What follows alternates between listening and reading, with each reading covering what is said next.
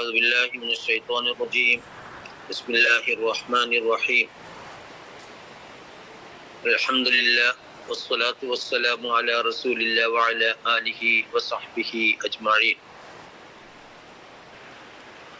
സഹോദരന്മാരെ സഹോദരിമാരെ അസ്സലാമു അലൈക്കും വറഹ്മത്തുള്ളാഹി വബറകാതുഹു.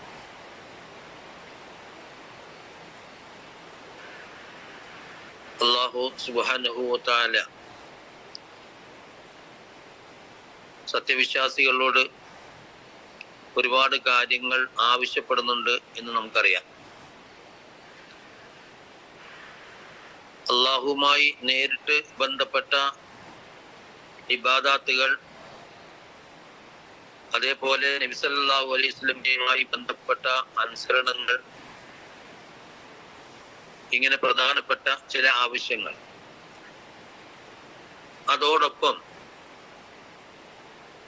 സത്യവിശ്വാസികൾ സമൂഹത്തിൽ ജീവിക്കുന്ന ആളുകൾ എന്ന നിലയിൽ സമൂഹവുമായി ബന്ധപ്പെട്ട് ധാരാളം കാര്യങ്ങൾ അവർ ശ്രദ്ധിക്കുകയും പ്രവർത്തിക്കുകയും ചെയ്യേണ്ടതുണ്ട് എന്ന് വിശുദ്ധ ഖുർആനിലും തിരുസുന്നത്തിലും നമുക്ക് കാണാൻ സാധിക്കും. അപ്പോൾ നമ്മെ സംബന്ധിച്ചിടത്തോളം ഒരേ സമയം അള്ളാഹുവും റസൂലുമായും ബന്ധപ്പെട്ടുകൊണ്ടും അതോടൊപ്പം നമ്മൾ ജീവിക്കുന്ന സമൂഹവുമായി ബന്ധപ്പെട്ടുകൊണ്ടും പ്രവർത്തിക്കുമ്പോഴാണ് ഒരാൾ സമ്പൂർണനായ മുസ്ലിമായി തീരുന്നത്. ആ സമൂഹവുമായി ബന്ധപ്പെട്ട പ്രവർത്തനങ്ങളിൽ ഏറ്റവും പ്രധാനപ്പെട്ട ഒരു കാര്യമാണ് ആ സമൂഹത്തിൽ ഏതെങ്കിലും തരത്തിൽ പ്രയാസങ്ങൾ അനുഭവിക്കുന്ന ആളുകൾ ഉണ്ടെങ്കിൽ, അത് വ്യക്തികളോ കുടുംബങ്ങളോ സമൂഹങ്ങളോ ആരുമാകാം, അത്തരം ആളുകൾ ഉണ്ടെങ്കിൽ ആ ആളുകൾക്ക് ആശ്വാസം പകർന്നു നൽകാൻ വേണ്ടി സത്യവിശ്വാസികൾ താല്പര്യമെടുക്കണം. അപ്പോഴാണ് അവരുടെ ഈമാനും ഇസ്ലാമും പൂർത്തിയാവുക എന്നത് ഇസ്ലാം പഠിപ്പിക്കുന്ന ഒരു കാര്യമാണ്. വിശുദ്ധ ഖുർആനിൽ അത്തരം ധാരാളം കാര്യങ്ങൾ നമുക്ക് കാണാൻ പറ്റും. അതിൽ ഏറ്റവും മികച്ചു നിൽക്കുന്ന, മുഴച്ചു നിൽക്കുന്ന സംഭവമാണ് മൂസാ നബി അലൈഹി ഇസ്ലാമിന്റെ ജീവിതത്തിലെ ചില സംഭവങ്ങൾ. നബിയുടെ മാത്രമല്ല, എല്ലാ നബിമാരുടെയും ജീവിതത്തിൽ അത്തരം സംഭവങ്ങൾ കാണാൻ പറ്റും. അപ്പൊ അത്തരം സംഭവങ്ങൾ മനസ്സിലാക്കി നമ്മൾ ജീവിക്കുന്ന സമൂഹത്തിൽ ഏത് തരത്തിലുള്ള സഹായങ്ങളും ഒത്താശകളും ഇടപെടലുകളുമാണോ കാലം നമ്മോട് താല്പര്യപ്പെടുന്നത്, അതിനനുസരിച്ച് പ്രവർത്തിക്കാൻ നമുക്ക് കഴിയുക എന്നത് ഒരു വലിയ സംഭവമാണ്. മൂസാ നബി അലൈഹി ഇസ്ലാം ഈജിപ്തിൽ നിന്ന് മദിയനിലേക്ക് ഹിജ്റ പോയത് നമുക്കറിയാം. സംഭവങ്ങളൊക്കെ അദ്ദേഹത്തിന്റെ ചരിത്രം പറയുന്ന സ്ഥലങ്ങളിൽ വിശദീകരിച്ചിട്ടുണ്ട് ഖുർആനിൽ. അവിടെ ശുഐബ് നബി അലൈഹി ഇസ്ലാമിന്റെ 2 പെൺമക്കൾ ആടുകൾക്ക് വെള്ളം കൊടുക്കാൻ വേണ്ടി വന്നതും, അവിടെ ഉണ്ടായിരുന്ന മൂസാ നബി അലൈഹി ഇസ്ലാം പിന്നെ അവിടെ ആ ഇടയന്മാര് ആടുകൾക്ക് വെള്ളം കൊടുക്കുന്ന കാര്യം ശ്രദ്ധിച്ചതും, ഈ 2 പെൺകുട്ടികൾക്ക് വെള്ളം കൊടുക്കാൻ കഴിയാത്ത ഒരവസ്ഥ ഉണ്ടായതും അദ്ദേഹം അവരോട് ചോദിച്ചതും, അവർ അവരുടെ നിസ്സഹായത എന്ന് പറഞ്ഞാല് ഈ ഇടയന്മാരുടെ ഇടയിൽ ഞങ്ങൾക്ക് ഈ വെള്ളം കൊടുക്കാനുള്ള പ്രയാസം അവര് വിശദീകരിച്ചപ്പോ മഹാനായ മൂസാ നബി അലൈഹി ഇസ്ലാം വിഷയത്തിൽ ഇടപെട്ടുകൊണ്ട് ആ ആടുകൾക്ക് വെള്ളം കൊടുക്കുകയും സഹായിക്കുകയും ഒക്കെ ചെയ്ത കഥ അവിടെ വരുന്നുണ്ട്. അപ്പൊ അവിടെ മൂസാ നബി അലൈഹി ഇസ്ലാം താൻ ഉള്ള ആ ഒരു അവസരത്തിൽ, ആ സന്ദർഭത്തിൽ തന്റെ മുമ്പിൽ ശ്രദ്ധയിൽപ്പെട്ട ഒരു വിഷയത്തിൽ നേരിട്ട് ഇടപെടുകയാണ് ചെയ്യുന്നത്. അന്യ നാട്ടുകാരനാണ് മൂസാ നബി അലൈഹി ഇസ്ലാം അങ്ങോട്ട് എത്തിയിട്ടേ ഉള്ളൂ. അദ്ദേഹത്തിന്റെ യാത്രാ ക്ഷീണമൊക്കെ തീർക്കാൻ വേണ്ടി അവിടെ ഒന്ന് ഇരുന്നു എന്ന് മാത്രമേ ഉള്ളൂ. അപ്പൊ തത്സമയം തന്റെ മുമ്പിൽ വന്നുപെട്ട ഈ പ്രയാസം അനുഭവിക്കുന്ന പെൺകുട്ടികൾക്ക് അദ്ദേഹം എന്ത് ചെയ്തു? സഹായം ചെയ്തു കൊടുത്തു. അവിടെ അത് കഴിഞ്ഞ് പിന്നീട് എന്ത് സംഭവിക്കുന്നു നമുക്കറിയാം. 2 പെൺകുട്ടികൾക്ക് വെള്ളം കൊടുത്ത് സഹായിച്ച ആ മൂസാ നബി അലൈഹി സ്വലാം പിന്നീട്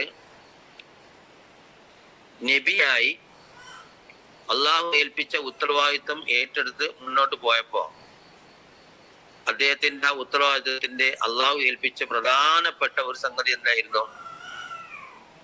ഇസ്രായേൽ സന്തതികൾ എന്ന് പറയുന്ന സമുദായത്തിന്റെ തന്നെ മൊത്തം മോചനമായിരുന്നു അദ്ദേഹത്തെ അള്ളാഹു ഏൽപ്പിച്ച ഉത്തരവാദിത്തങ്ങളിൽ രണ്ടാമത്തത്. ഒന്നാമത്തത് ഫറോവയെയും കൂട്ടരെയും ഒക്കെ ഇസ്ലാമിലേക്ക് ക്ഷണിക്കുക. രണ്ടാമത്തത്, അതും ഖുർആനിലെ പല സ്ഥലങ്ങളിലും അത് പറയുന്നുണ്ട്, അൻ അർസിൽ മഅന ബനി ഇസ്രായേൽ എന്നതാണ് അദ്ദേഹത്തെ ഏൽപ്പിച്ച രണ്ടാമത്തെ ഉത്തരവാദിത്വം. എന്ന് പറഞ്ഞാൽ പീഡിതരായ ദുർബലരായ ഇസ്രായേൽ സന്തതികളെ എന്റെ കൂടെ നീ വിട്ടുതരണം എന്ന് തന്നെ മൂസാ നബി അലൈഹി സ്വലാം ഫറോവയോട് പറയുക ചെയ്യുന്നു. അപ്പൊ ഈ സംഭവത്തിൽ, ഈ പറഞ്ഞ സംഭവത്തിൽ നമുക്ക് കാണാൻ കഴിയുന്നത്, മൂസാ നബി അലൈഹി സ്വലാം പ്രവാചകത്വം കിട്ടുന്നതിന് മുമ്പ് 2 പെൺകുട്ടികളെ ഒരു വെള്ളം കൊടുക്കുന്ന വിഷയത്തിൽ സഹായിച്ച ആ ഒരു സംഗതി, ആ ഒരു മനോഭാവം, ആ ഒരു ഇടപെടൽ, അത് വികസിച്ച് വികസിച്ച് വികസിച്ച് എവിടെ എത്തി? ഈജിപ്ത് എന്ന് പറയുന്ന ആ ഒരു മഹാരാജ്യത്തെ ഏറ്റവും അടിച്ചമർത്തപ്പെടുന്ന ഇസ്രായേൽ സന്തതികൾ എന്ന് പറയുന്ന സമൂഹത്തിന്റെ വിമോചനം വരെ അദ്ദേഹത്തിന്റെ ആ സേവന മനസ്സ് എന്തായി? വികസിച്ചു വന്നു. ഈ 2 സംഭവങ്ങൾ ഖുർആൻ പറയുന്നത് കൂട്ടി വായിക്കാനാണ്. അവിടെ ഒരു വെള്ളം കൊടുത്തു, അത് കഴിഞ്ഞു.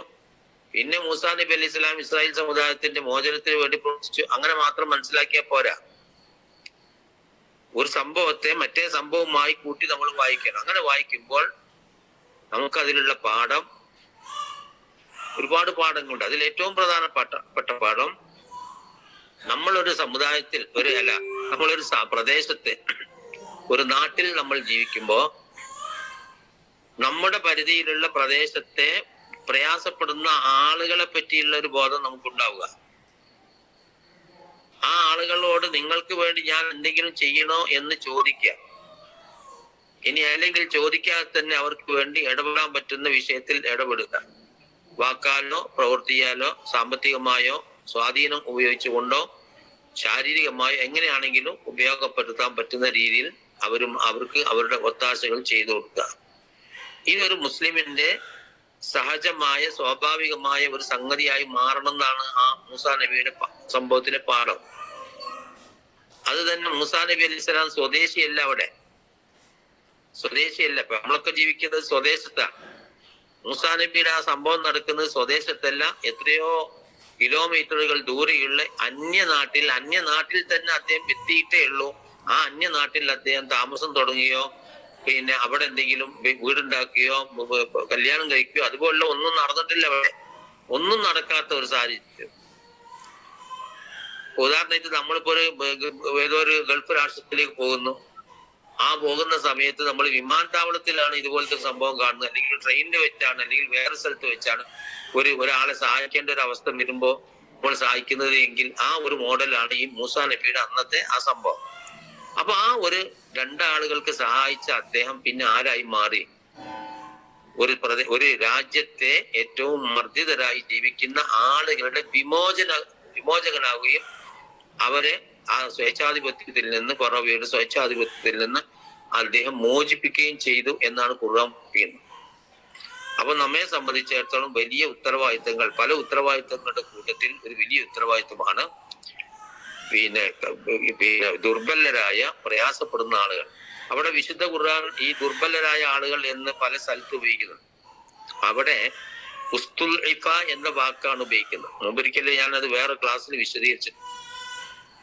ഉസ്തുൽ ഇഫ എന്നാണ് ഉപയോഗിക്കുന്നത്. അതിന്റെ അർത്ഥം ദുർബലരായവർ എന്നല്ല, മറ്റുള്ളവരാൽ ദുർബലരാക്കപ്പെട്ട ആളുകൾ, മറ്റുള്ള ആളുകളാൽ ദുർബലരാക്കപ്പെട്ട ആളുകൾ ആണ് മനുഷ്യന്മാരെന്ന. അപ്പം ഫറോവ ദുർബലരാക്കിയ ആളുകളാണ് ഇസ്രായേൽ സന്തതികൾ. അല്ലാതെ ഇസ്രായേൽ സന്തതികൾ സ്വയം ദുർബലരായതല്ല. അതുകൊണ്ടാണ് ഖുർആൻ ഉസ്തുൽ ഇഫ എന്ന് മജ്ഹൂലായ ക്രിയ ഉപയോഗിക്കുന്നത്. മനസ്സിലായോ? അപ്പോ സ്വയം ദുർബലരായ ആളുകളും ചിലപ്പോൾ ഉണ്ടാവും, മറ്റുള്ള ആളുകളുടെ സമ്മർദ്ദത്താൽ ദുർബലരാക്കപ്പെട്ട ആളുകളും ഉണ്ടാവും. ഈ വിഭാഗങ്ങളെ അവരുടെ ചെറിയതോ വലിയതോ ആയ ആവശ്യങ്ങൾ കണ്ടെത്തി നമുക്കാകാവുന്ന ഒത്താശകൾ അവർക്ക് ചെയ്യുക എന്നത് ദീനിയായ ഒരു ബാധ്യതയാണ് എന്നാണ് പറഞ്ഞു വന്നതിന്റെ ചുരുക്കം. അല്ലാഹു സുബ്ഹാനഹു വ തആല നമ്മുടെ ഇബാദത്തുകളും നമ്മുടെ മറ്റു കാര്യങ്ങളൊക്കെ പൂർത്തിയാകുന്നത് ഈ അർത്ഥത്തിൽ നമ്മൾ ഈ ഇങ്ങനെ കൂടെ നിൽക്കേണ്ട ആളുകൾക്ക് കൂടെ നിൽക്കുന്ന ആളുകൾ ആകുമ്പോഴാണ് എന്ന ഒരു ഈമാനിക ബോധം നമുക്ക് എല്ലാവർക്കും ഉണ്ടാകണം. അതുള്ളവരാണ് നമ്മൾ. അത് കൂടുതൽ നമ്മൾ വികസിപ്പിക്കണം. അല്ലാഹു സുബ്ഹാനഹു വ തആല നമ്മെ ഏവരെയും അനുഗ്രഹിക്കുമാറാവട്ടെ. വആഖിറു ദഅവാനാ അൽഹംദുലില്ലാഹി റബ്ബിൽ ആലമീൻ. അസ്സലാമു അലൈക്കും.